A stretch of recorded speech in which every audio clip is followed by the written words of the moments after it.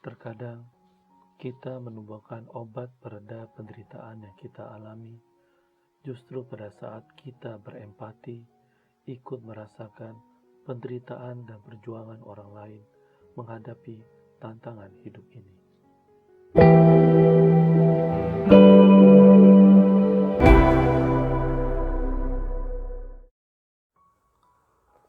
Obat galau. Kami berkumpul di malam itu untuk melepas kepergian rekan kerja kami yang memutuskan mengundurkan diri dari perusahaan tempat kami bekerja. Tak banyak yang kuharapkan akan kudapat dari peristiwa malam itu. It's just another farewell dinner, begitu pikirku. Paling-paling yang akan kudapat adalah makan kenyang, disertai dengan obrolan ringan bersama teman-teman yang hadir di acara makan malam itu. Ternyata yang kudapat lebih dari itu. Di malam itu, aku menyaksikan pemandangan yang membuatku selalu mengingatnya di saat sedang galau dalam menghadapi tantangan kehidupan. Begini ceritanya. Sejak belum lagi anakku menginjak usia 2 tahun, Feros, anak laki-laki kami satu-satunya, didiagnosis sebagai anak berkebutuhan khusus, penyandang autis di sebuah rumah sakit di Singapura. Sejak itu, banyak tantangan yang kuhadapi bersama istri membesarkan anak kami. Salah satu tantangan berat yang harus kami hadapi adalah kami harus hidup terpisah. Feros dan mamanya pulang ke Indonesia agar dapat menjalani berbagai terapi autis di Indonesia, sementara aku tetap bekerja di Singapura. Keputusan ini terpaksa kami ambil karena terapi autis di Singapura sangat mahal, di luar kemampuan keuangan kami pada waktu itu. 4 tahun kami menjalani kehidupan terpisah seperti itu. Berat memang. Sejalan waktu, alhamdulillah, seiring dengan semakin terjangkaunya biaya pendidikan anak berkebutuhan khusus di Singapura, akhirnya kami dapat membawa Feros kembali ke Singapura sehingga kami bisa berkumpul kembali selayaknya sebuah keluarga yang utuh. Namun, tantangan tidak berhenti di situ. Salah satu karakter anak berkebutuhan khusus adalah hiperaktif, tidak bisa diam, rigid, kalau sudah ada maunya susah dibelokkan, dan juga cuek dengan lingkungan sekitarnya. Ini menjadi tantangan kami ketika berinteraksi di ruang publik. Tak jarang kami menerima tatapan sinis menghakimi di saat tingkah pola Feros di tempat umum mengganggu kenyamanan orang lain. Begitulah kecenderungan Feros, jika dilihat adanya ruang untuk bergerak, dia akan bergerak ke sana kemari. Kalau tidak ada ruang bergerak, dia akan sibuk sendiri, bernyanyi, berceloteh, atau tertawa sendiri dengan kerasnya. Tertawa sendiri ketika sedang membayangkan adegan lucu film kartun favoritnya. Kalau dia sedang bosan, bete, atau kemampuannya tidak dituruti, tak jarang dia akan menangis atau berteriak. Tentunya dapat dimengerti kalau ada orang lain yang merasa terganggu dengan tingkah polanya seperti ini. Dan di saat itulah kami tidak jarang mendapatkan pandangan sinis menghakimi kami sebagai orang tua yang tidak bisa mendidik anaknya dengan benar, tidak bisa mengajari anaknya bersopan santun di tempat umum. Kalau sudah begitu, ucapan maaf berkali-kali kami haturkan sembari mencoba mengarahkan Feros agar tidak mengganggu kenyamanan orang lain. Namun di tengah-tengah tantangan itu, sesekali kami juga pernah mendapatkan simpati perlakuan yang menyenangkan. Misalnya ketika kami mengajak Feros menyaksikan sebuah pertunjukan seni di gedung pertunjukan Singapura. Pertunjukan yang kami saksikan waktu itu adalah pertunjukan perkusi dari grup Stomp yang menampilkan tetabuhan menyerupai suara gendang yang ditabuh dari berbagai perkakas rumah tangga, ember, panci, tong sampah, dan berbagai perkakas lainnya. Pada waktu membeli tiket pertunjukan ini, kami cukup optimis dapat menikmati pertunjukan ini bersama Feroz. Bayangan kami, tetabuhan selayaknya tabuhan perkusi, tentunya cukup berisik dan dinamis, sesuai karakter Feroz yang cenderung tidak bisa diam dan berisik. Pasti Feroz sangat menyukai pertunjukan ini, pikirku. Namun ternyata pertunjukan perkusi itu tidak selamanya berisik.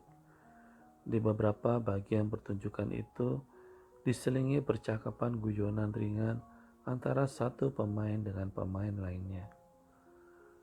Di saat-saat inilah Feroz mulai merasa bosan, dan dikala bosan, Feroz biasanya mencari kesibukan sendiri, bersenandung lagu-lagu yang dia senangi atau mengoceh tentang percakapan film anak yang sering dia tonton.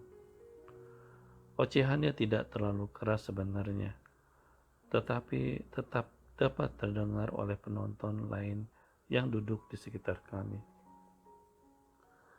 Aku dan istri berusaha mengingatkan Feroz untuk menghentikan ocehannya agar tidak mengganggu penonton lain, tetapi tampaknya tidak terlalu efektif. Sampai pada suatu saat, penonton yang duduk tepat di depan kami, seorang gadis remaja bule, merasa sangat terganggu dengan tingkah pola Feroz. Dia membalikkan badannya ke arah Feroz dan menghardik. "If you cannot shut your mouth, get out." "Kalau kamu gak bisa diam, keluar," teriak gadis itu. Aku dan istri terkejut, syok mendapati perlakuan semacam itu. Perasaan kami campur aduk. Di satu sisi ada terbersit rasa bersalah karena ternyata kami telah mengganggu kenyamanan penonton lain.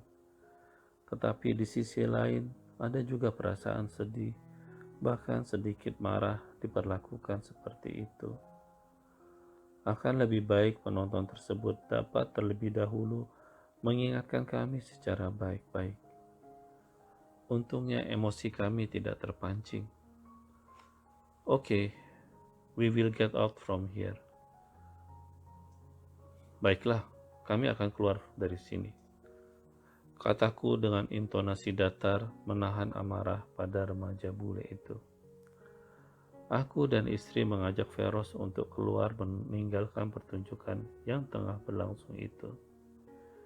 Di pintu keluar, petugas yang mungkin mengamati keributan kecil yang baru saja terjadi bertanya mengapa kami sudah keluar, padahal pertunjukan belum lagi berjalan separuhnya. Kepada penjaga itu, aku bercerita baru saja diusir penonton lain yang merasa terganggu dengan tingkah pola anak kami.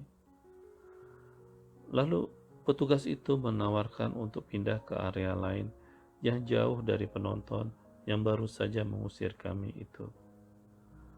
Kepada penjaga itu, aku jelaskan secara berbisik, agar Feroz tak mendengar tentunya, bahwa Feroz adalah anak penyandang autis yang terkadang tidak mudah untuk meminta dia duduk, diam, dan berhenti mengoceh. Kami khawatir akan mengganggu penonton lainnya, jadi kepada petugas itu kukatakan lebih baik kami pulang saja. Petugas itu tampaknya simpati dengan keadaan kami.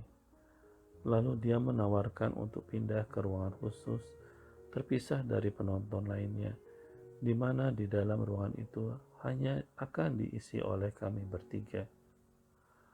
Tawaran yang sangat menarik. Lagi pula, tiket pertunjukan itu tidak terbilang murah untuk ukuran kantong kami. Sayang kalau ditinggalkan begitu saja. Aku pun menerima tawaran petugas itu. Sang petugas menghubungi rekannya melalui walkie-talkie untuk menyiapkan ruangan khusus itu. dan setelahnya kami diantar menuju ke ruangan itu. Ruangan itu terletak tidak jauh dari panggung di area kelas 1, kelas termahal untuk pertunjukan itu, padahal tiket yang kubeli adalah kelas yang termurah. Dan di dalam ruangan itu hanya diisi oleh kami bertiga, terpisah dari penonton lainnya, sehingga kami dapat terus menyaksikan pertunjukan itu dengan sangat nyaman. Jangan-jangan ruangan yang diberikan pada kami itu adalah ruangan yang biasa dipakai oleh VIP. Begitu pikirku. Jadi ingat ajaran guru ngajiku dulu. Doa orang yang terzalimi itu mustajab, cepat dikabulkan. Di satu sisi, di hari itu kami merasa telah terzalimi oleh penonton yang menghardik dan mengusir kami. Tetapi di sisi lain, kepasrahan, kesabaran, dan ketabahan kami menghadapinya justru membuat kami mendapatkan kenikmatan yang tidak kami bayangkan sebelumnya untuk diizinkan menyaksikan pertunjukan itu di ruangan khusus atau VIP. Begitulah suka duka menjadi orang tua dari seorang anak berkebutuhan khusus. Banyak tantangannya, tetapi juga tidak sedikit kenikmatan yang kami terima karenanya. Aku sesungguhnya telah terbiasa dengan tantangan-tantangan itu. Namun, sebagai manusia biasa, moral kami tidak selamanya stabil. Di suatu waktu kami, aku dan istriku, dapat dengan lapang dada menjaga titipan Allah ini dengan ikhlas dan sabar. Namun, di lain waktu, tak jarang kami merasa lelah dan galau. Galau ketika diliputi pertanyaan seperti, bagaimana nanti anak kami ketika dewasa? Apakah dia dapat hidup mandiri? Kalau tidak, bagaimana nantinya jika aku dan istri sudah tiada? Siapa yang akan mengurusnya? Pertanyaan-pertanyaan yang belum jelas jawabnya ini terkadang membuat kami down dan galau.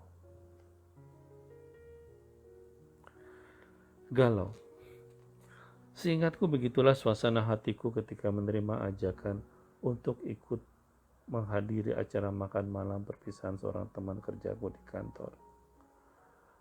Makan makanan yang enak, diselingi obrolan ringan, guyonan konyol bersama teman, tentunya akan mengurangi suasana hati yang galau. Begitulah, malam itu kami pergi ke restoran seafood bersifat halal di daerah Chua Chu Kang, Singapura. Banyak makanan lezat yang kami pesan di malam itu. Kepiting, udang, ikan goreng yang kami santap sembari melemparkan jok-jok lucu tentang bos kami tentunya. Jok-jok lucu yang terkadang membuat kami tertawa terpingkal-pingkal. Semoga bos saya nggak pernah melihat tulisan ini. Kalaupun akhirnya dia baca, semoga dia bacanya di saat dia sudah nggak jadi bos saya lagi. Di sela-sela obrolan dan senda gurau itu, aku memperhatikan sebuah keluarga etnis India yang duduk tidak jauh dari meja makan kami. Keluarga itu datang tidak lama setelah kami datang. Pertama-tama sang ayah datang sendiri memesan satu meja untuk 4 orang. Setelah meja didapat, lalu datanglah sang ibu menempati meja itu. Lalu sang ayah pergi entah kemana. Tak lama kemudian sang ayah datang lagi sembari menggendong seorang anak perempuan yang kutaksir usianya berkisar belasan tahun, diiringi seorang wanita muda yang agaknya merupakan pengasuh anak perempuan itu. Sang anak didudukkan di salah satu kursi, sang pengasuh duduk di sampingnya, sementara sang ayah dan ibu duduk di hadapan keduanya. Kuamati anak perempuan itu duduk diam menduduk, tak bergerak sedikit pun. Sang pengasuh lalu mengambil sekelai handuk, diletakkannya handuk itu di pundak anak itu. Dengan bagian bawah handuk itu diatur sedemikian rupa sehingga tepat berada di bawah mulut gadis itu. Ternyata handuk itu dipergunakan untuk menadah air liur anak perempuan yang terus mengalir tanpa dapat dihentikannya. Kuduga anak perempuan itu menderita lumpuh layu, kelumpuhan hampir di seluruh tubuh yang membuatnya bahkan tak kuasa menahan air liurnya agar tak terus menetes. Ketika makanan yang telah dipesan datang, sang pengasuh menyiapkan makanan sang anak dengan memotong makanan itu menjadi potongan-potongan kecil. Sementara sang ayah dan ibu terlebih dahulu menyantap makanan yang telah datang. Kuperhatikan baik sang ayah maupun ibu selagi menikmati makanannya selalu mencoba mengajak anaknya bercakap-cakap. Walaupun tiada jawaban dari sang anak yang terus duduk diam menunduk. Agaknya kelumpuhan yang dia derita membuatnya tidak dapat berkata-kata. Setelah sang ibu selesai makan, dia bergantian dengan sang pengasuh. Kini giliran sang pengasuh yang menyantap makanan, sementara si ibu mulai menyuapi sang anak dengan makanan yang telah disiapkan sang pengasuh. Sambil menyuapi anaknya dengan sabar, sang ibu terus berbicara pada anaknya yang lumpuh layu itu. Entahlah apa yang diucapkan sang ibu. Mungkin cerita-cerita menarik, mungkin kata-kata menenangkan, mungkin rencana-rencana ke depan. Entahlah, yang ku tahu anak itu hanya duduk diam, mungkin mendengar, mungkin menyimak, tetapi yang jelas tak dapat dia berkata-kata pada ibunya. Sambil bercakap-cakap dengan temanku, mataku sesekali melirik ke arah meja itu. Aku tersentuh dengan apa yang kusaksikan itu. Aku kagum pada kesabaran dan kekuatan sang ayah, ibu yang dengan sabar membesarkan anaknya yang menderita hampir lumpuh total itu. Dari wajah-wajah mereka malam itu, tak terlihat wajah galau, wajah cemas. Yang terlihat hanyalah wajah-wajah tenang dan sabar, wajah-wajah ceria menikmati makan malam keluarga istimewa di malam yang indah itu. Menyaksikan keluarga India itu, aku jadi malu. Jadi malu dengan kegalauanku. Kalau kubandingkan tantanganku membesarkan anak berkebutuhan khusus, masih belum ada apa-apanya dibandingkan tantangan orang tua dalam merawat dan membesarkan penyandang lumpuh layu yang kusaksikan di malam itu. Dan walaupun menghadapi tantangan yang berat, kusaksikan kedua orang itu menghadapinya dengan sabar dan tabah. Menyaksikan kejadian itu, aku merasa sedang disentil oleh Yang Maha Kuasa melalui pemandangan yang baru kusaksikan di malam itu. Seolah-olah aku sedang dibisiki oleh malaikat melalui hati kecilku. Lihatlah ayah dan ibu anak itu. Walaupun mereka diberi tantangan yang cukup berat, dititipi Tuhan seorang anak penyandang lumpuh layu, mereka menerimanya dengan ikhlas dan sabar. Kamu yang baru dititipi anak berkebutuhan khusus, dikit-dikit galau, dikit-dikit galau. Apa kata dunia? Begitu kira-kira nasihat malaikat melalui hati kecilku. Anyway, malam itu selain mendapatkan keceriaan makan dan keceriaan bersama teman, aku juga menyaksikan kejadian yang sangat berharga, kejadian yang selalu keingat dikala hati sedang galau. Begitulah teman, kurangkai pengalamanku ini dalam tulisan ini. Siapa tahu bermanfaat bagi para pembaca yang sedang galau. Singapura, 8 Januari 2014. Semoga bermanfaat. Mahendra Haryanto.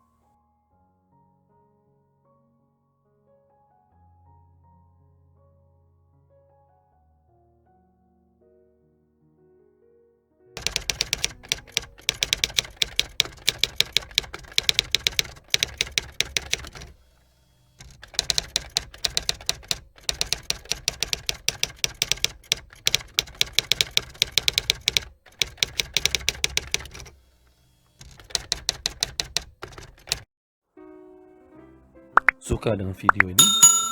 Jangan lupa like, share, and subscribe. Dengan mensubscribe pada YouTube channel ini, Anda akan mendapatkan notifikasi jika ada video-video menarik lainnya. Terima kasih.